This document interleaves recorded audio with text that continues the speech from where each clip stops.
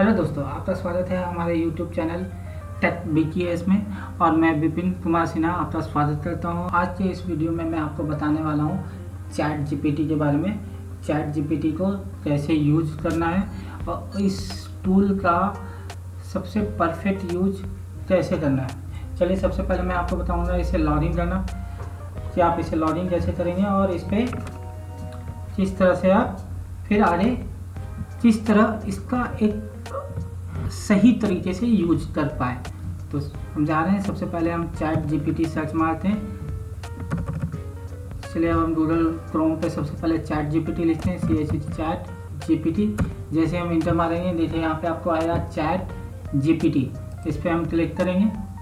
Click करने के बाद मेरा ऑलरेडी अकाउंट इस पर लॉगिन है, इसलिए ये ऐसा लॉगिन हो गया ऑलरेडी। मैं क्या करता हूँ, एक न्यू में कॉन्जिनेट मोड में सर्च मारता हूँ चैट चैट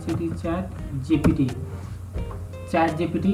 आपको सर्च करते ही आइकन दिखेगा चैट GPT chat.openai.com। OpenAI मतलब आर्टिफिशियल इंटेलिजेंस। AI क्या होता है? AI मतलब आर्टिफिशियल इंटेलिजेंस। ओपन यानी ये ओपन है सभी के लिए, अभी इसका कोई कॉस्ट नहीं है, अभी ये फ्री है सभी के लिए। अगर आपको फर्स्ट टाइम इसका यूज करना है तो सबसे पहले आपको इस पे साइन अप करना पड़ेगा। साइन अप का मतलब है आपको इस पर अकाउंट बनाना पड़ेगा। जब आप साइन अप पे क्लिक करेंगे, आपको एक ईमेल एड्रेस देना पड़ेगा।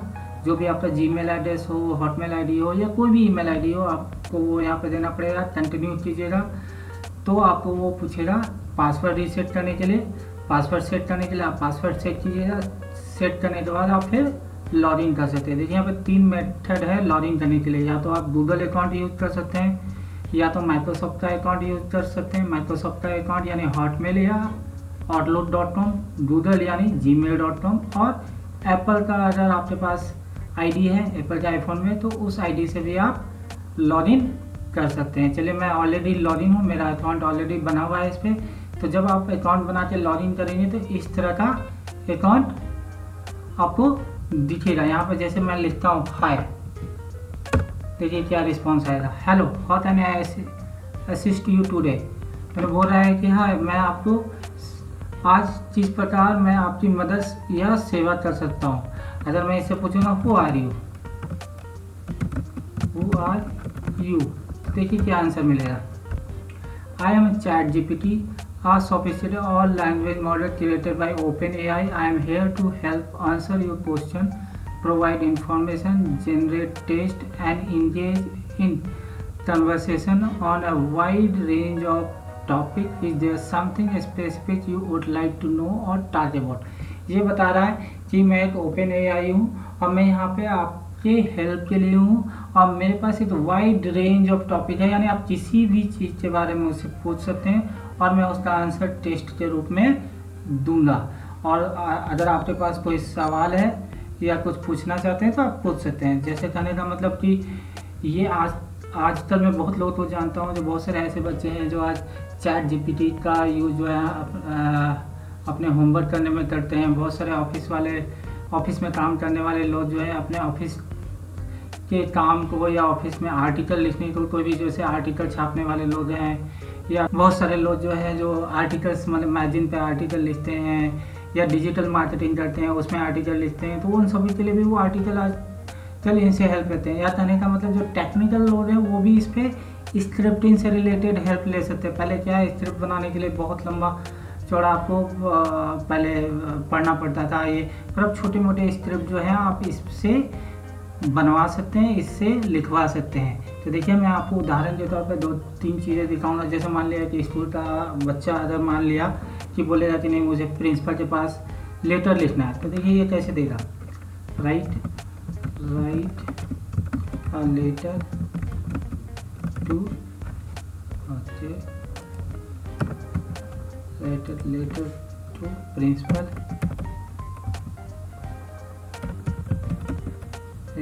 requesting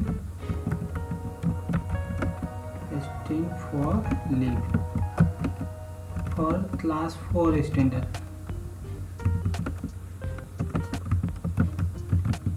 देखिए आप ध्यान से, सिंपल लैंग्वेज में your name, your class, subject, leave request. ठीक है, अब देखिए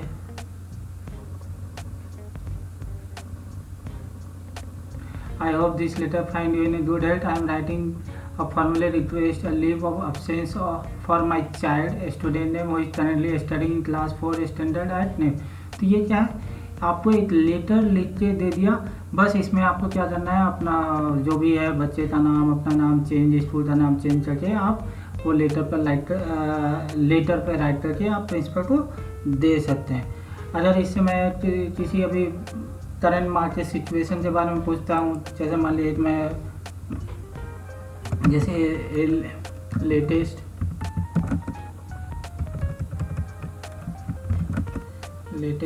टेक स्किल फॉर ग्रेजुएट्स,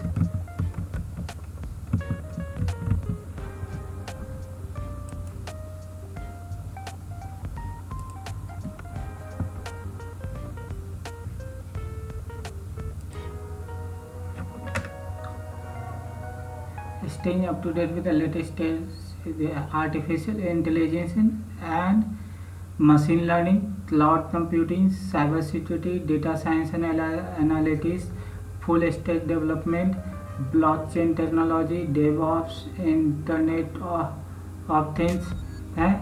ये इतने सारे क्वांटम कंप्यूटिंग, तो इसने 10 टॉपिक दिए जो अभी मार्केट में बूम पे है और जिस पे ग्रेजुएट, जो नए ग्रेजुएट है उनको स्टडी करना चाहिए, क्योंकि इनके जो है जॉब्स ज़्यादा है।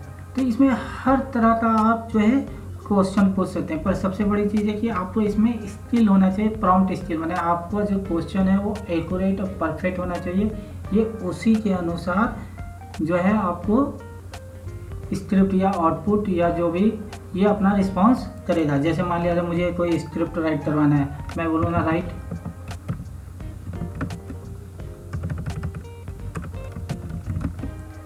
a script